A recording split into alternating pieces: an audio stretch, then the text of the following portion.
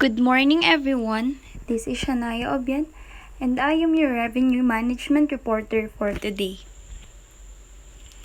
Applying differential pricing in food services. In Chapter 4, you'll learn that differential pricing, the strategy of charging different prices to different buyers for the same or for slightly different versions of the same product, is a powerful revenue optimization tool. It is a tool that unfortunately has been used too strongly by some food service operators. So, na-discuss sa Chapter 4, nalaman natin na ang differential pricing ay isang strategy ng pagsiset ng magkakaibang prices sa magkakaibang version ng product, na sa makatawid ay magagamit din sa food service operations.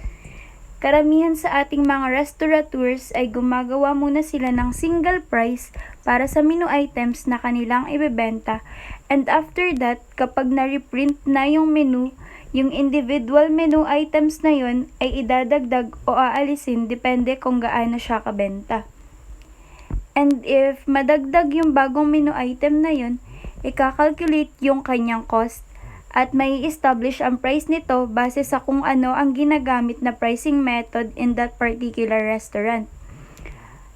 And kapag okay na ang lahat, i-revise na yung menu at updated prices, and then i-reprogram na yun sa POS for the updated version.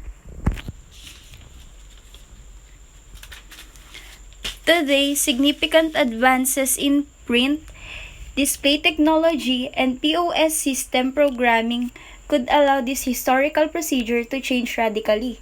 Different pricing based on guest view of value and willingness to pay, however, has been implemented only warily as a revenue optimization strategy in food service. This is likely the case because set them and forget them mentality, the inevitable result of cost-based menu pricing, most often result in a we only change prices when our costs change mentality.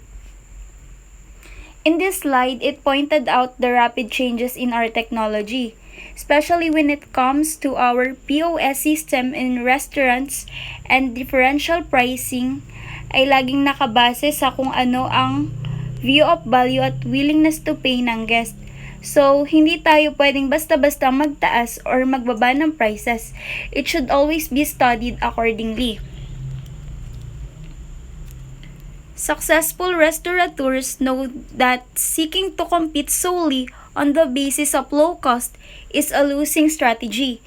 They also know that most food service operators face fairly similar costs when selecting the items they will sell. Whether the product sold is oranges or beer, wholesale prices typically vary only slightly from one supplier to the next.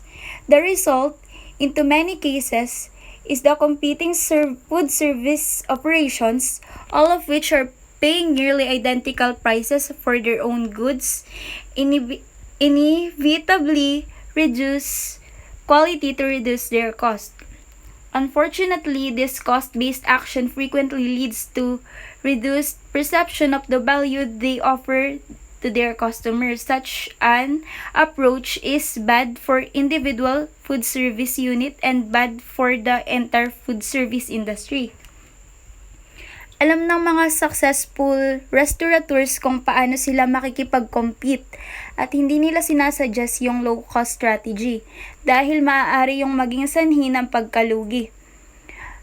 Let's say for example, maraming ang bumili ng product mo na ubos nga, pero ang tanong, kumita ka ba?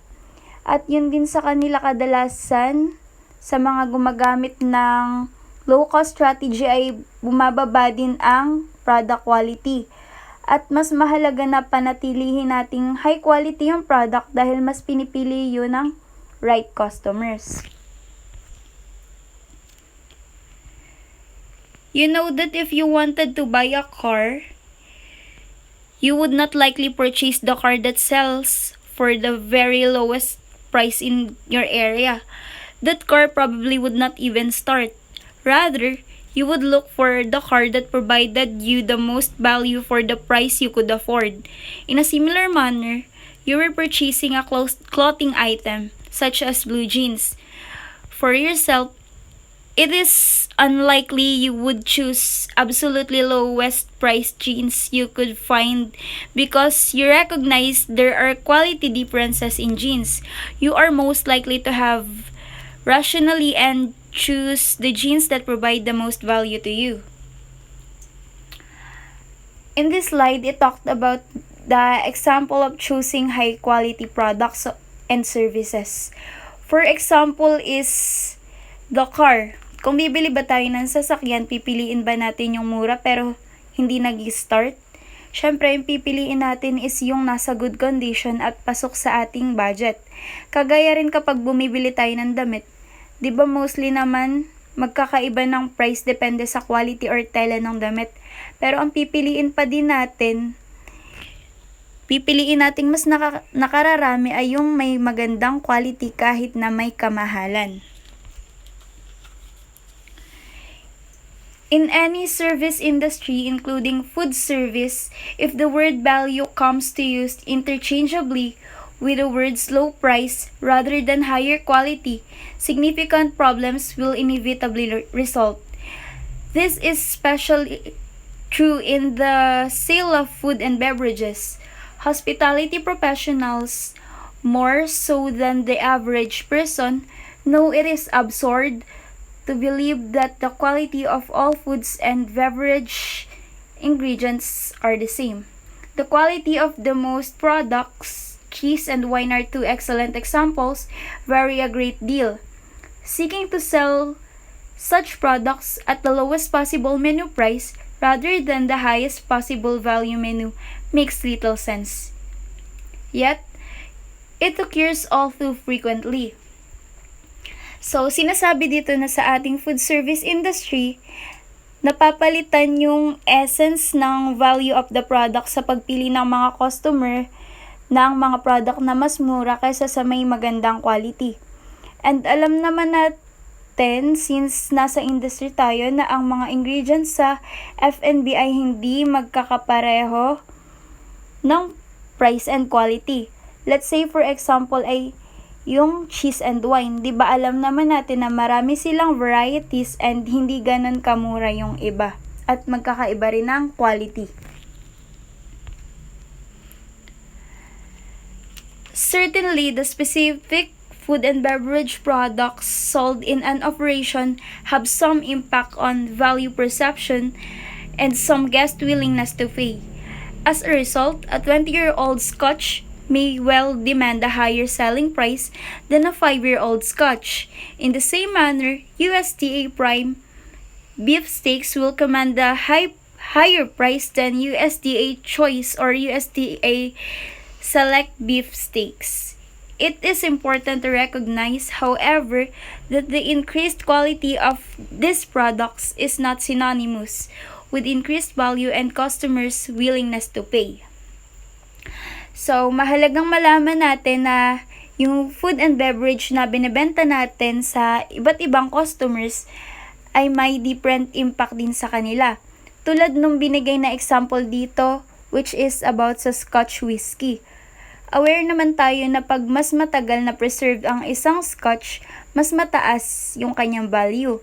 Kaya, higher ang selling price ng isang 20-year-old Scotch kesa sa 5-year-old Scotch. For many and perhaps most food service customers, knowledge of quality differences in food and beverage products is too limited to be the main factor affecting their view of food service value. Food service operators who are often justly proud of the products they choose to sell often find that hard to accept.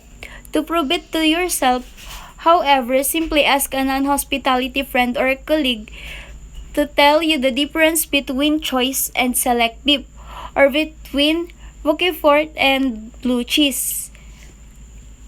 In fact, fully discerning the quality and cost differences in purchased food and beverage products may be as alien a concept to the average American diner as the intricacies of those diners who own various businesses would be the food service operator.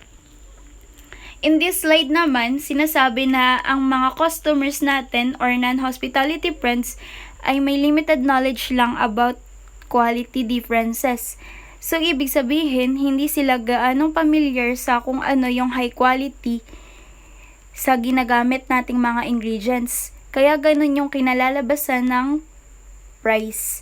Maaaring sabihin ng ibang diners na masyadong pricey yung food or beverage, but they are not aware na mamahalin din kasi yung ginamit na ingredients doon. Kaya importante na skilled ang ating revenue manager sa pag-a-apply ng price. Food service customers do assess the value delivered to them. Most simply, do not use product quality or cost to do so, accepting the premise that many factors other than food and beverage quality are the major determinants of value perception for food service customers may require a significant change in thought process on the part of some restaurateurs. Change can be difficult. Some would even say that it is only babies who truly look forward to change. As an RM working in food service, however, you must recognize the critical factors that directly affect the value proposition you make to your own guests, as well as how they will respond to them. If it represents change on your part, it is a change you must make. Food service industry revenue managers should recognize the role that differential pricing could play in the industry. In the interest of providing revenue managers with additional menu pricing perspectives, we now consider the applicability of differential pricing in the food service industry.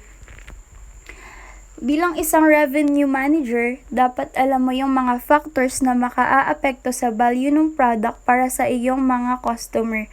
Dahil doon nakasalalay kung paano sila magre-respond sa changes. Kaya dapat mahandle ng maayos yon ng isang revenue manager at dapat ay knowledgeable siya sa differential pricing because it's either he or she lose or maintain the customers. You have learned that RMs in the lodging industry know the number of rooms they have to sell is fixed. Thus, room rates are adjusted based on demand. The same is true in the airline industry. In both industries, selling prices are higher during peak times and lower during off-peak periods. In both cases, customers have become accustomed to this variability. However, in food service, most operators have very rarely equated the fluctuation in demand of service with their ability to change more or change less. Perhaps this is because food service operators see themselves as selling food and beverage products rather than services. Kapag ikaw ay isang revenue manager, alam mo dapat na fix yung selling price mo.